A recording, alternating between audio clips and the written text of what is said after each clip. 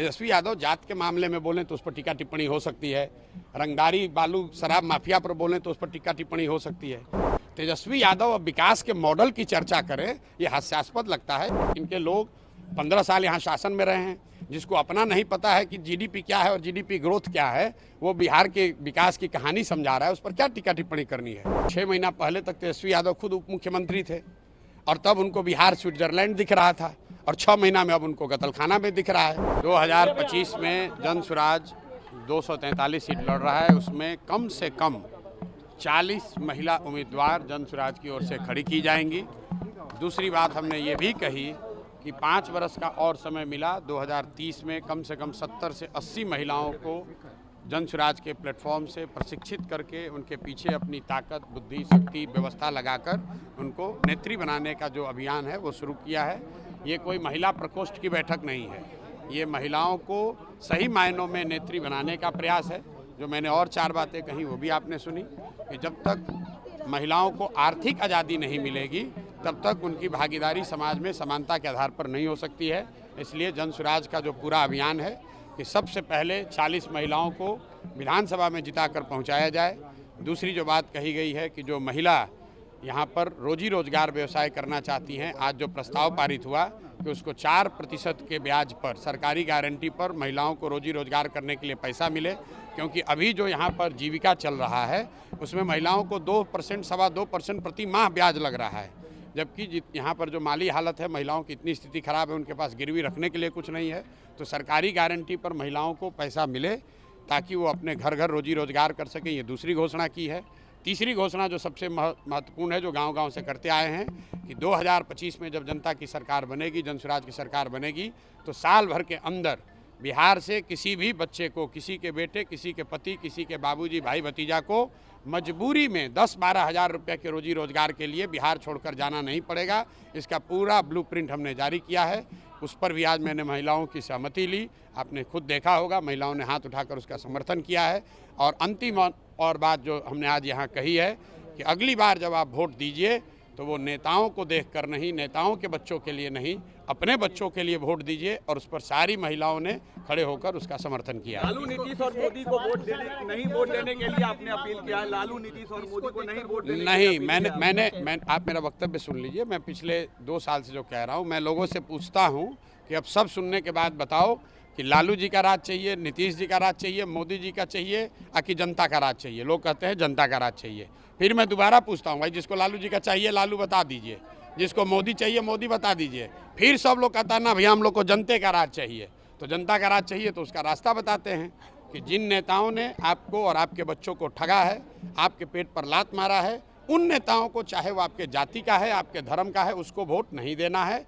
Vote किसको देना है? मैंने ये नहीं कहा कि वोट प्रशांत किशोर को देना है कि जन स्वराज को देना है। मैंने उनको रास्ता बताया कि वोट अगली बार नेता का चेहरा देखकर नहीं, अपने अपने बच्चों का चेहरा देखकर देना है। और यही जन स्वराज का अभियान है, 2 बरस यही कर रहे हैं, आज यही दोबारा किया।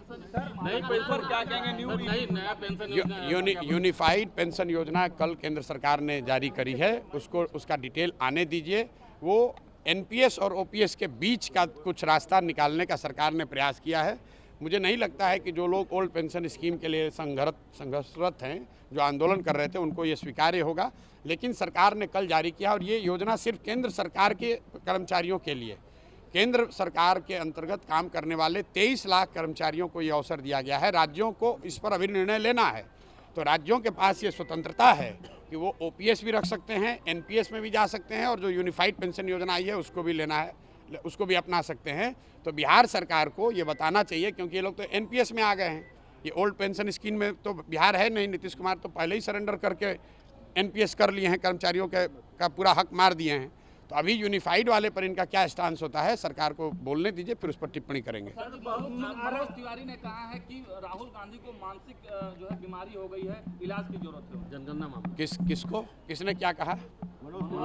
अब भाई ऐसा है कि जिसने वक्तव्य दिया है वो भी हमसे बहुत बड़े नेता हैं, जिन पर वक्तव्य दिया है वो भी हमसे बहुत बड़े नेता हैं। हम अपनी बात कह सकते हैं, बिहार की बात कह सकते हैं, बिहार में के समाज, बिहार के बच्चों की बात कर रहे हैं, जन स्वराज की बात कर रहे हैं।